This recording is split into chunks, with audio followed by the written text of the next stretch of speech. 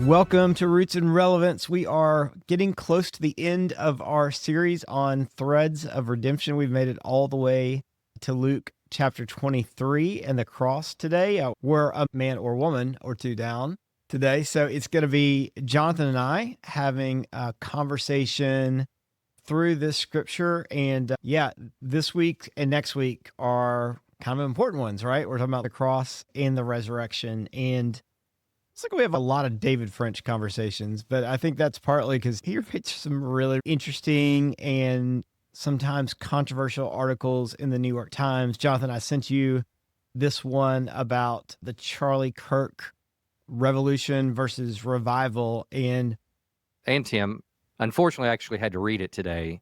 Yeah. Because there's nobody else on the podcast. Yeah. See, there's an empty screen right there. Yeah. There's nobody there. So I actually did read the article today. So from now, kudos to me. From now on, I'm just going to hey, Jonathan, everybody else called out. So I guess you're going to have to read the article. It's going to be my great way of it. That'll last like once. I didn't tell you when I read it. I did read it, Well, let me refresh your memory. I mean, actually, since you just read it, you got it. But there are several quotes that were interesting. Let me see. Well, let's go back just a little bit. So David French lives in Nashville. He's a constitutional law expert. Yep. I think politically you would see maybe some people would see him as conservative, but I think we're going to talk about that in the article today. Yep. And then also when did he try to run for president, or he's thinking about running for president? Yeah. Is that not true? We don't do a lot of like book recommendations on the podcast, but his wife's book, Nancy French, she did a autobiography and they talked through that whole thing where he got the call to run for president back in, was it, 2012, maybe something like that. Yeah. Excellent book. But yes, he's been known throughout his career as being a conservative, but we're living in a different time now in 2025. And even though his ideas haven't changed, everything around him has. And so now he's not considered a conservative anymore. He's considered the backsliding liberal, and which again, I don't think he's changed much at all in his beliefs. But I'll read a couple of quotes, unless you have any first impressions on the article before I read any quotes. Well, just as background for the article, I don't know when this will be listened to, but next week. Charlie Kirk was maybe, but somebody may listen to it in a year. Yeah. Charlie Kirk was a conservative young voice. He had a lot of younger listeners, and he would interact with them on college campuses. He had a podcast. What is it called? TPUSA? Turning Point USA. Yep. And he was killed by a shooter at this time of recording, a couple months ago. And then since then, there's been a big TPUSA, whatever you call them, groups formed all over the place. Yeah.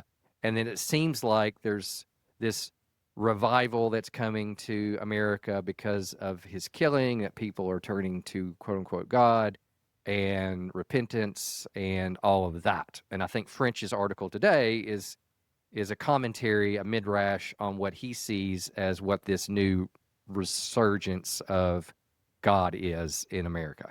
TPUSA. In fact, I mean, Jonathan, it has to be revival, right? Because DeSantis, the governor of Florida, I found this out just yesterday, is trying to mandate that every high school in Florida get a chapter of Turning Point USA, which, you and I both know that the key to revival in America is forcing schools to put a TPUSA chapter in every school. And you're going to love this if you haven't heard this. I heard this on the way here this morning.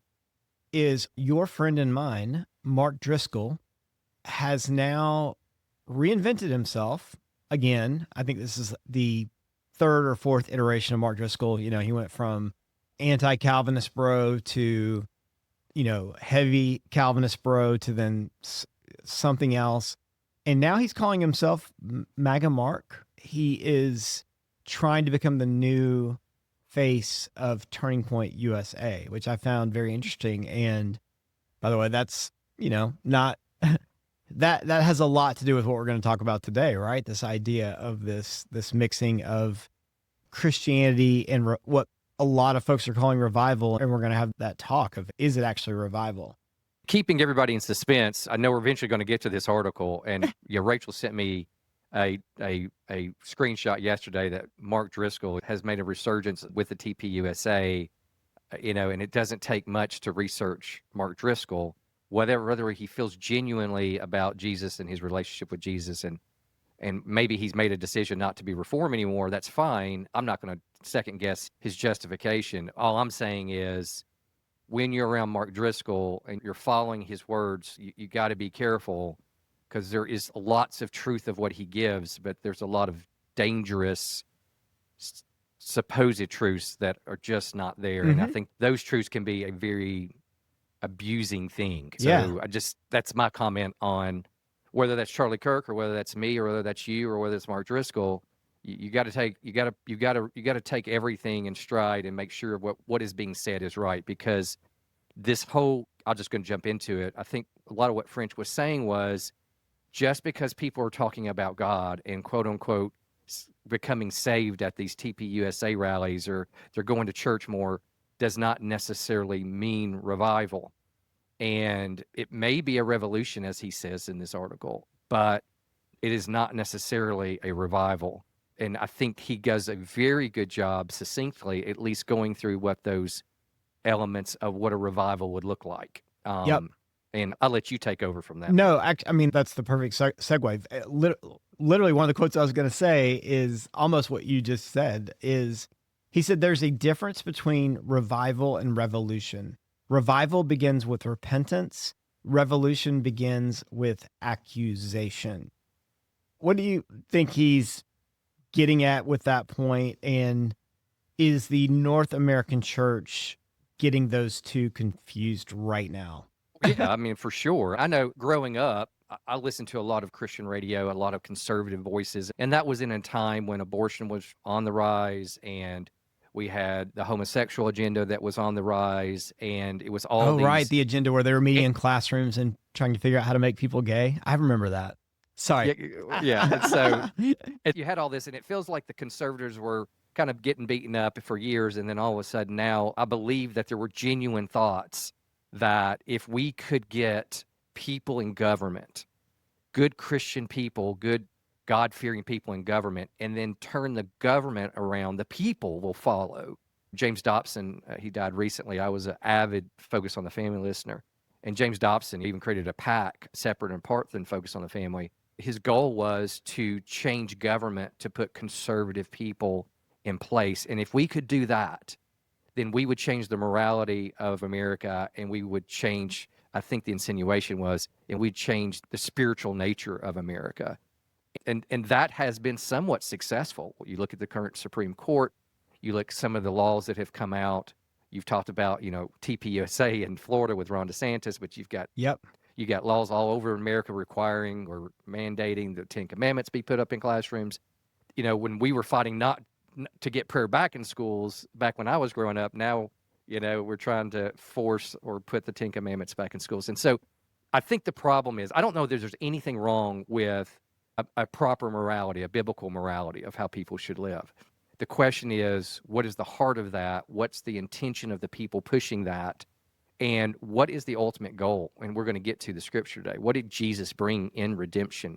And that's just not spiritual redemption, but it's also the morality and the living and the life that we're showing forth to God and to others. Totally. It reminds me of the seven mountain mandate. Have you heard of this? While we've talked about this before, I don't remember. It's a little bit more, I think, in the charismatic side of the North American evangelical church, but it's very similar, right? It's this idea that in these 7 different spheres, politics, education, influence, I forget all of them, but the idea is if you can get a Christian and leadership at the top of each one of those, then that's the secret sauce, right? Like, remember the Pharisees were like, oh, if we want the kingdom to come, we just have to have one day where everyone follows the law exactly, and then we're in.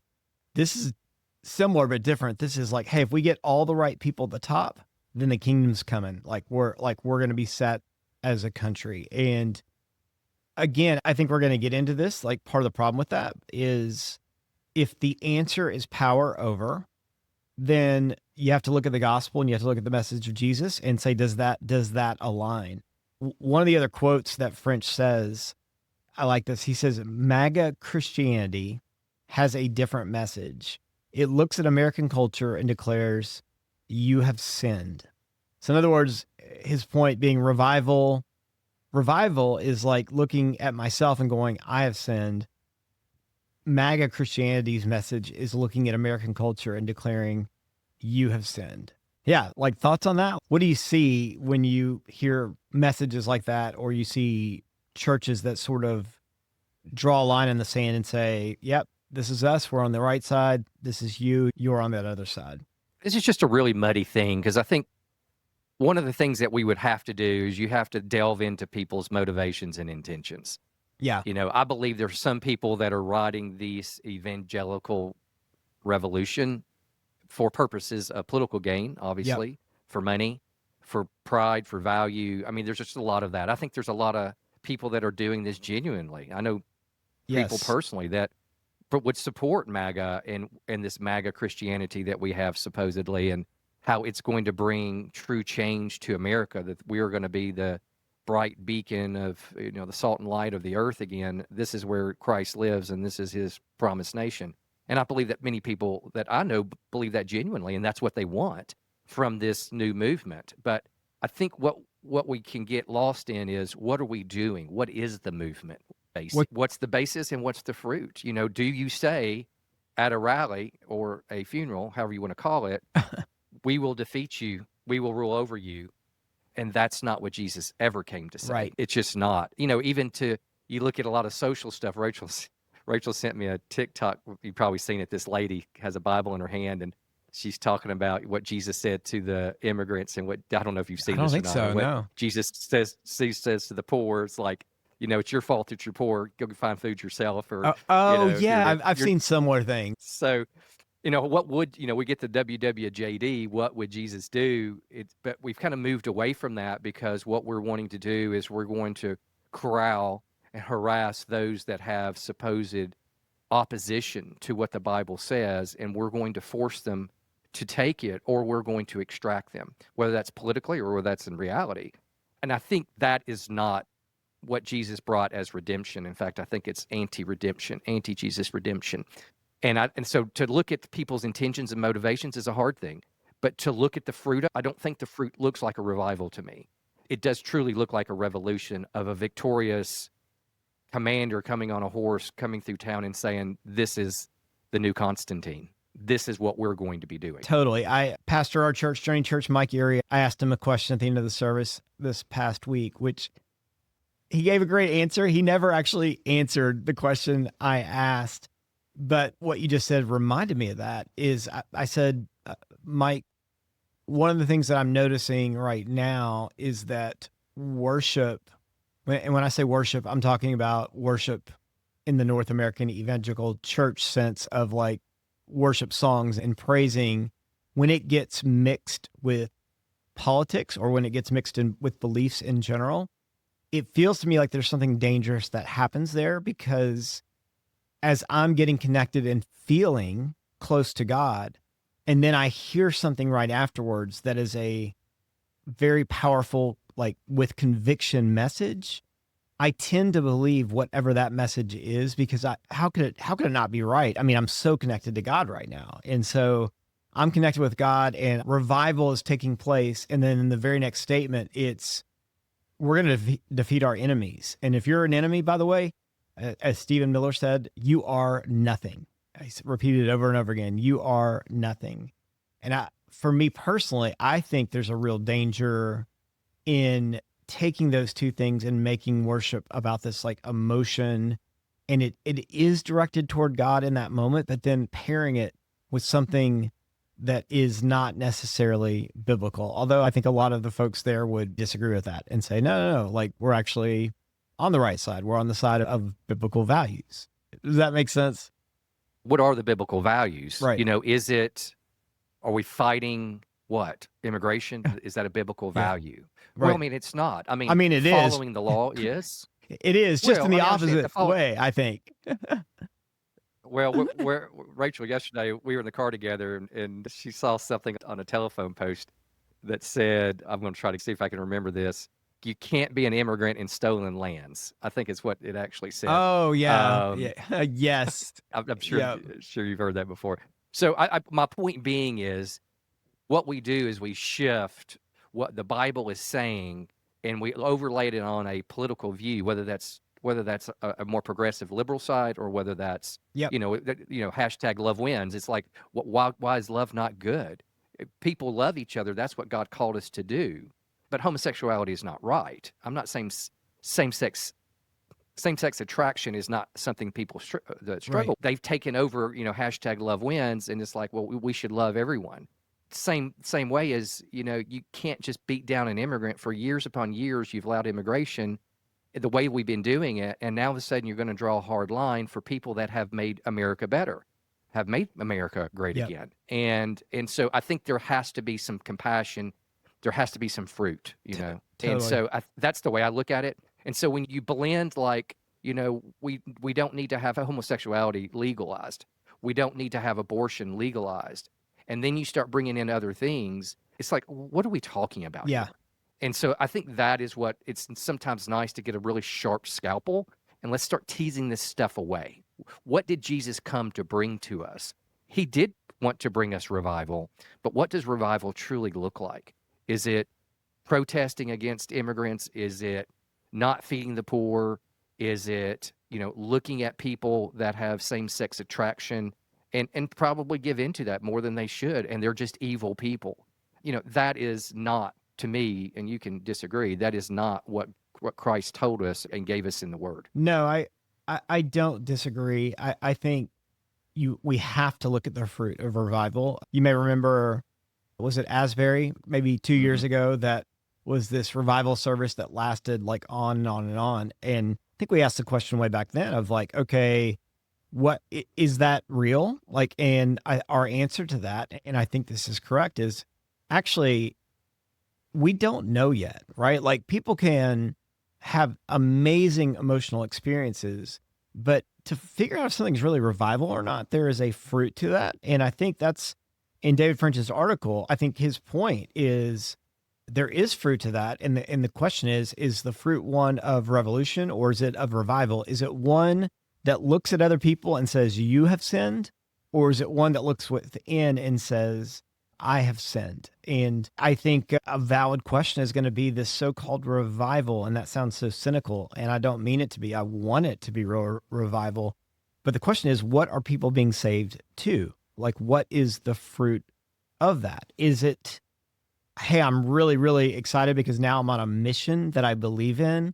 Or is it going, oh my gosh, I'm a sinner, Isaiah, like I'm a man of unclean lips and I live among a people of unclean lips, as you picture the man in the ancient Near East beating his breast in grief because of the sadness of his own sin. That is, I think, revival. And I don't think that revolution is necessarily totally apart from this. Like, in other words, like mobilization toward a cause.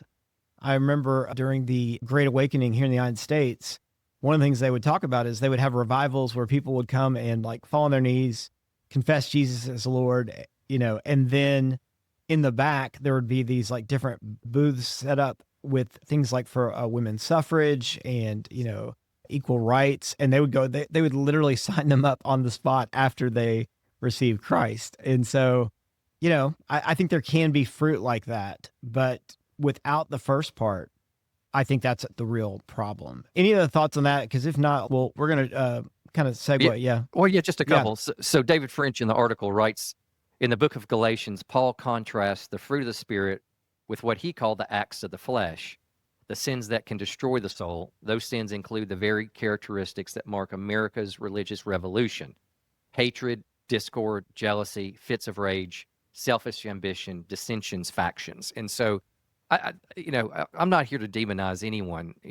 Like I said, if you look at the intentions and motivations behind people, I think it says a lot. But I think you have to look at this reaction, Yep. maybe movement, of which it looks like it was somewhat triggered by Charlie Kirk, and it's like what's rising to the top post killing of Charlie Kirk. And if you've got Mark Driscoll's leading, Yeah. and only from what I know about Mark Driscoll, it's not who I would want as leading devotion to God. Be all Understatement of the inclusive. year. It wouldn't be someone that's all inclusive in what God has for the love. I shared with you yesterday. There's a show on Netflix that has come Right. back based on a book and an investigative reporter called The Family. Intriguing. I'm not even taking a side on this. I'm still perplexed and trying to figure it out. But you said it earlier. I think it was at a time where if we could get people, Christian, quote unquote, Christian people, into seats of power or at least seats of Hmm. influence, whether they were organized or not, and which is what this show's about, this documentary is about, this invisible non-organization, but was putting people that were in the pseudo organization in seats of influence and seats of power. I don't know that that's what we see anywhere in the Bible that was effective or that was called for.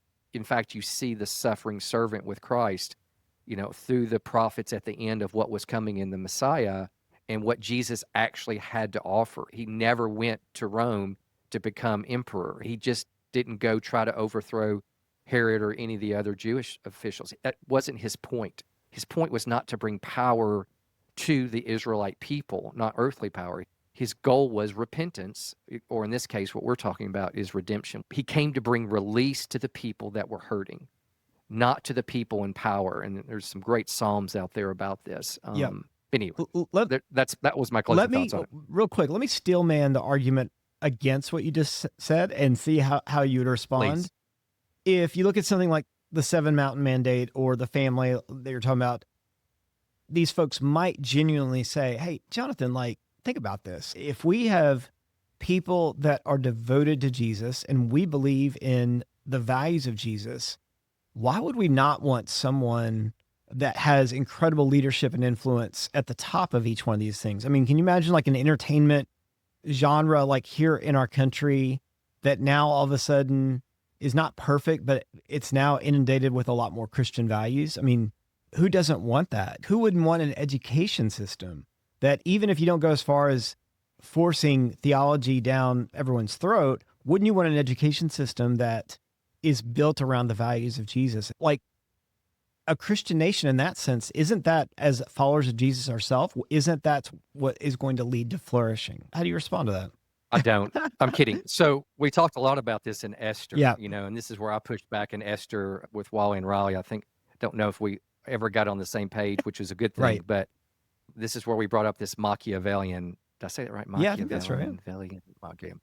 Yeah, the means and the ends, and how did we get to where we need to? The family, this docuseries, and I'm sure the book I have not read, it really poses these two things next to each other. It's like, if we want to effectually change things for the quote good, what means do we use to get there? And I grew up, as I said, listening to Focus on the Family and James Dobson and others at the time, and they were like, you've got to get out there. You need to get in leadership. You need to start at your city council. You need to get in government. You need to be running for representative, for your state representative. We need people in Congress, federal Congress. We need people in there of Christian people, men mostly back then, white Christian men, unfortunately. Yep. And that's what's going to change America for the better.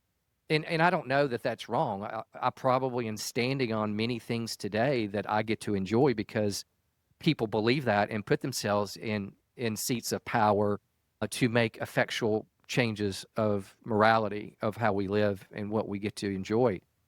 However, it doesn't mean it's right. Right. And to say that it quote unquote worked, or it looks like it's working this way, I think you have to say, you have to ask the question, if power over, and what we're doing today in government legalization or restrictions of certain things that we don't necessarily believe is biblical, if that is how we do it, then you're asking the question is, can we go about and bringing revival, bringing release, bringing redemption to people completely antithetical to how Jesus did it? Was Jesus just one way, and now we're coming up with a better way? Sounds like Genesis 3 to me. Yep. Is that the way that God has shown us and the purpose of what we do every day in relationships and decisions. What is the purpose and what is the fruit? And I don't know that he ever showed a power over. He never tried to put himself in seats of authority. Doesn't mean that there weren't people doing that, but he just never showed that. He never preached that. No. Never. In fact, what was it? The Sons and- of Thunder that were like arguing over who gets to sit, on the right side of Jesus, and he puts them kind of in their place. Like, no, it's not about power over. And I love what you said, that there's not an example in Scripture of power over being what changes the culture. And I'll take it even a step further. If you look at like early church history, a guy like Rodney Stark that has written a lot about this, the church exploded. According to him, it was two things that the church was known for in those first couple hundred years. One was when the plague came and everyone else fled, it was the Christians that stayed, made themselves vulnerable. Probably many of them died as a result of that, took them in and cared for them. And then the second one was their commitment of love of enemy. There's no indication that a follower of Jesus pre-Constantine picked up a sword ever and tried to defeat their enemy in that way. They were very peace-loving. They were praying for their enemies. And then all of a sudden Constantine comes along and he has a better way, as you put it earlier, right? His better way is, we're going to create Christendom and like a Christian society and a Christian culture. And I would argue the church has never been the same since. So, and we've made that point on here since the beginning of starting this whole podcast, is that, when government mixes in with, and we call it religion. Yep. Again, I keep referencing the family Netflix series, but that is one of the reasons the founding fathers did not want those mixed. I think it's for a different reason. Obviously, they came from England, and there were some reasons they didn't want that. But right. in this case, we don't want them mixed. And I think the basis for me is because government is not the proper, effectual way of showing God's love and God's what he wants with the people. That's just not what he created government for. No. Not that we shouldn't have polity, not that we shouldn't be organized, and not that we shouldn't have, rights, Yep. inalienable rights, as we would say. But it doesn't mean that's the best or even the proper way to bring release and redemption to people. I'm actually going through a community group, and we're doing Bible projects, redemption. So I've learned a little bit. Nice. Outside, I was listening to one of the podcasts by Tim and John, and he talks about redemption. He talks about redemption, and if you look in the Old Testament, the two major words are padah and Gael. We would say the Goel, if you think about Ruth and Naomi and all that, the kinsman redeeming with Boaz. And so there was always somebody was in a rightful place, and then they become dispossessed. In other words, they're being held in possession by someone that they shouldn't be held in possession of. And usually to get them repossessed, we don't really like to say repossession. It's Halloween. To get repossessed back into their rightful place, what you see a lot in the Tanakh, in the Hebrew scriptures, is there's usually a valuable payment provided. Right. And whether that's to the land or whether that's to a person, you see this a lot. It's all the way through Jubilee and Shabbat, and it's really intriguing if you want to go down this rabbit hole about, when payment is. But it kind of changes. It kind of pivots a little bit near the end of the Tanakh of how there was this value exchange. I'm going to give you money, or I'm going to give you land, and I want my people or my family back now. You're holding them as a servitude because you helped them out, but now I'm going to pay off their debt, and I'm going to repossess them because this is where they need to be. This is their proper place. And we, of course, see the spiritual connotations to that. And so we see all the way through, especially in the early parts of the Tanakh, we see this payment system. There's a monetary system where I'm going to give you something of value, or if I caused harm to you, I'm going to recompense you for your loss. And so we get to Psalm 49, and we see a little bit of a pivot. We're using language now in Psalms where there is a redemption, a buying back, a repossession of someone that's not in the rightful place, but it's not always associated necessarily in the scripture, in the Psalms, with a repayment. And it even goes on to say in Psalm 49, it's really beautiful. Psalm 49 says, this is CSB, "Hear this, all you peoples, Listen, all who inhabit the world, both low and high, rich and poor together. My mouth speaks wisdom. My heart's meditation brings understanding. I turn my ear to a proverb. I explain my riddle with a liar.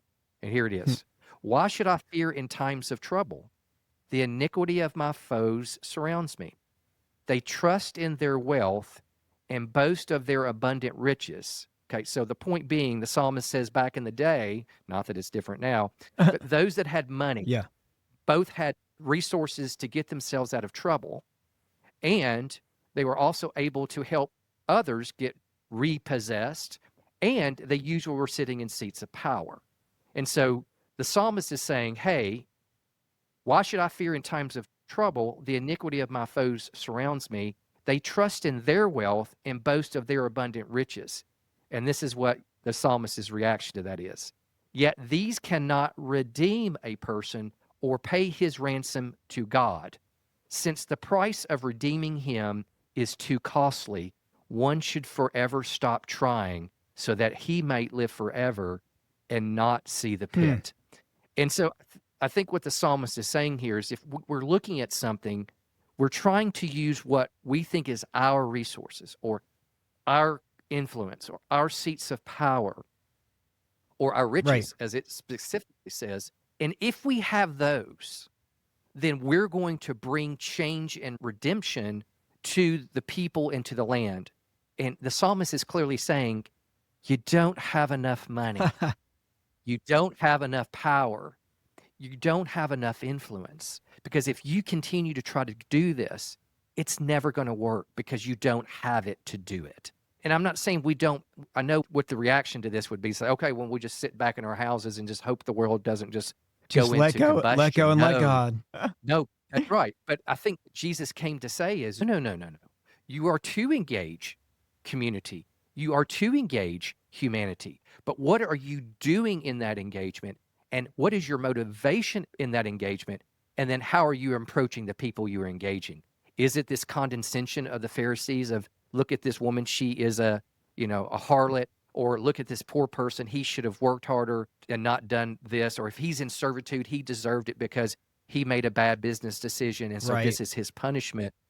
Is that what Jesus, how he interacted with the community? Or is this how he engaged with people that were in want and need? I don't think so. Interesting. So it's like the psalmist, if I heard you right, is almost, at first, it looks like he's giving a case for this transactional view of redemption. And then he just totally undercuts it and basically says, nope, like, how is that going to work? Right. I don't think he was trying to say, like, if we just had a little more wealth or a little bit more power, then it would be okay. True. He's saying there's a different way altogether. You're never going Yeah. to. Yeah, but he's saying you're never going to have it. And if you continue to keep trying, you're going to go find yourself in the pit because this is not your role. Your role is not for the bringing the redemption of people.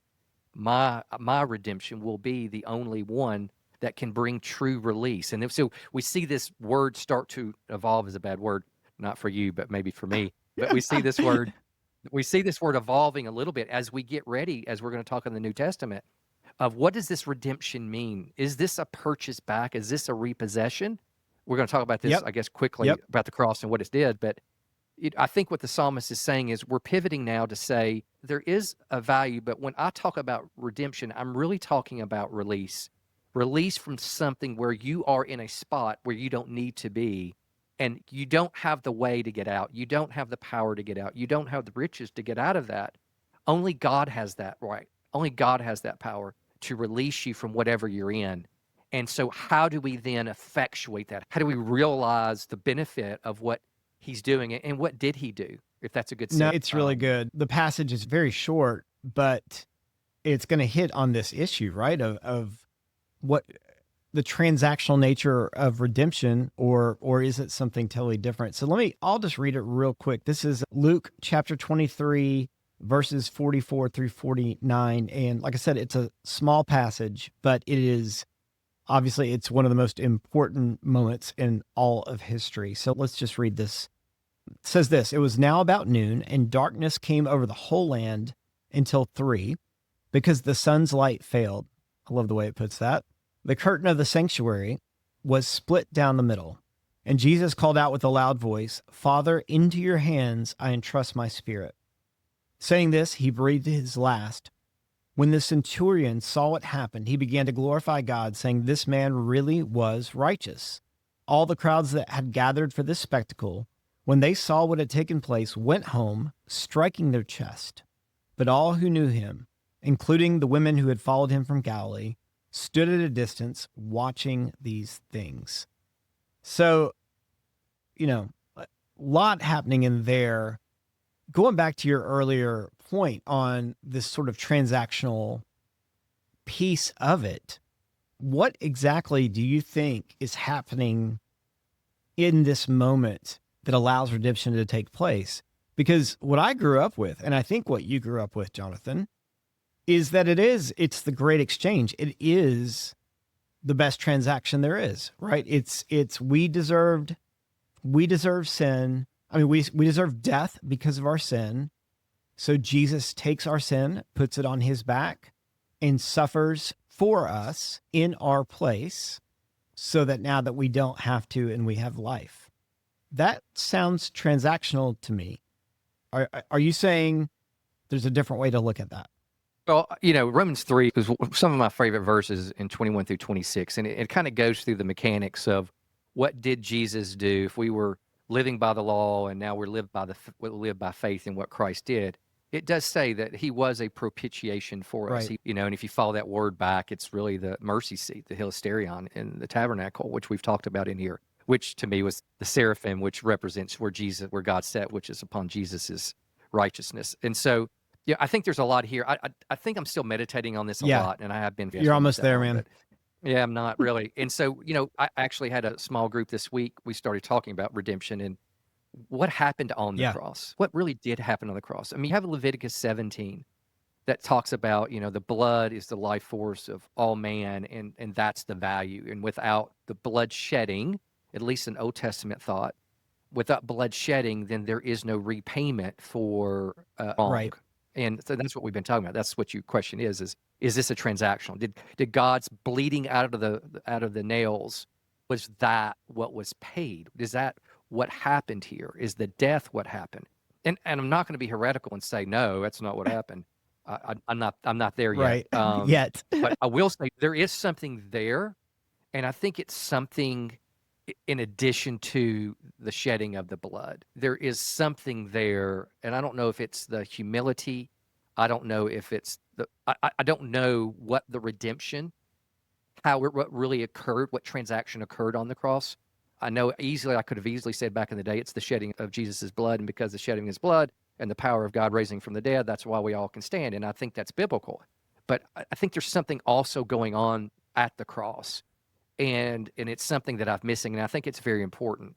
And I wish I could tell you what that thing was, and maybe you can, because I mean, I think there's more than one thing happening at once, for one thing. And I remember Tim Keller used to talk about this. He used to talk about that whenever one person has a debt to another, whether that's like a financial debt or some sort of offense, that no matter what, it still has to get paid some way, somehow, right? And one of the examples was if somebody comes up and punches you in the face, right? And everything in you wants to punch them back, and you decide, no, I'm going to have mercy on you. His point was like, that may look like there's not this sort of transaction, that there's not a debt that's satisfied. But he said, but there is, because everything in you has this desire for retribution. And instead, you actually have to internalize it yourself and take basically all of it on yourself so that you don't inflict something on the other person. And that was kind of his point, to say there's always a debt that is paid. And so, is that transactional? I think it is, but it is in a very different way. It's in the way of Jesus, which is one that says, I'm actually going to surrender. And the way to redemption is not power over, it is actually to surrender. And Luke, I think he might be the only author that quotes these words of the last words of Jesus as being, "Into your hands I commit my spirit," which is it's a surrender, right? It's surrendering to the Father. It's very different than, my God, why have you forsaken me?" And I'm not saying he didn't say that, but I'm just saying it, like Luke is bringing out this different side of at the cross, there is a surrendering of and not a power over. Does that make sense? Yeah, I mean, if you look at Romans 3, like I summarized, but I'm going to read it now and quote it. Romans 3 says, the righteousness, 22, the righteousness of God is through faith in Jesus to all who believe, since there is no distinction. Let's talk about Jews and Gentiles. For all have sinned and fall short of the glory of God. But this is the important part for me, which I still haven't figured out. They are justified freely by his grace through the redemption, a lot of big words here, that is in Christ Jesus. God presented him, Jesus, as the mercy seat, the propitiation, by his blood through faith. That's a lot. To demonstrate his righteousness, because in restraint, God passed over the sins previously committed. God presented him to demonstrate his righteousness at the present time so that we would be just and justify the one who has faith in Jesus. And so, and that righteousness word, like, that's an important one, I think, right? He's demonstrating his righteousness. And I think, Jonathan, when I hear righteousness, I think today we hear like almost this sort of holier than thou piety of like, I'm not sinning. And correct me if I'm wrong, but I think that word actually has the connotation of covenant faithfulness of a God that, as we've talked about in this series, when there's a blood path and there's supposed to be two parties walking through the guts of an animal that says, if I break this covenant, may I become like this animal. And in that instance, there was only one party, and that was God. Isn't that what's happening here? That God, like, once again, hey, I'm going to demonstrate that going all the way back to the blood path and all the way back to the covenants, I'm the one that's going to keep my end of the bargain, whether you do or not. True? Yeah, I mean, if you look at righteousness, yes. It's to be set rightly with something. Right. It doesn't have to be with God. You can be righteous or right with somebody or the earth. You can be set right with the earth. And when we're righteous, I think when it talks about it in Romans, that we are set rightly. We are setting in front of God and it being his mirror, being his image, like we were created. Is that when he moves, we move. And, we surrender to him and what he does. That's being set rightly with God. And it is following his character, not conquering our foes. Yeah. It's not trying to bring power to say, well, this is what you said we need to do. This is why you came and died on the cross, so I can set these people right now. No. That's not what we do. We can only become righteous through faith by his blood. There is the blood. There is a payment. I still believe there is a payment with that. But I think it's something more than the physicality of him bleeding on the cross and dying. I think there is this surrender. I think there is righteousness by what Christ did on the cross, is that it wasn't just a one-time act and it's like, okay, we're all good now. We always joke in the churches that we kind of grew up with, and they weren't alone, is that if you want to be saved, you cry, you walk down front, you sign a card, and you're in. And they literally called it your fire insurance. That is not what Romans 3, that's not what Christ did on the cross. That's not redemption. No. And so to me, I think, a lot of people say, I remember Henry Blackaby saying that the cross is the center of all humanity and all human history. And I'm not still going to disagree with that. I think the cross is the central point for us all to understand of how we can be set rightly with God through faith in Jesus because of his blood. And so when we were set rightly, it's not to conquer someone for what God said are virtues that we should get. It is truly the fruit of the Spirit. And we're showing love and joy and peace and patience and kindness, and all the faithfulness things, and self-control. I don't really know. If that is what we're doing and how we're doing it, then I think that is what God has called us to do, not in our redemption of others, but his redemption of others. And I think if we can focus on those things, of helping out someone that is poor, someone that here soon may not have SNAP, 2 days, government subsidized food, in this podcast. But it is going out there and not with a condescension, but it's going out there in humility and saying, truly, what would Jesus do in this situation? Yeah. How would he treat these people? What would motivate his heart? It's not that he's accepting sin as right. That I'm not saying that. That's not right. But to go and bash someone and to call them evil or call them nothing is not a way of Christ, and is not of a way of redemption, and it is not a way of a revival of what God truly does want for this region. And I know it's a bad word these days, but nuance, that's where nuance is important here, because you're right. just because we're saying this fundamentalism, this pointing of the finger of like they're evil, doesn't mean the answer to that then is this sort of liberal on the other side. Hey, anything goes. We're not judging anything, right? It is something different altogether. And you asked a second ago, like what is actually happening on the cross? Well, in this passage, it's a beautiful picture.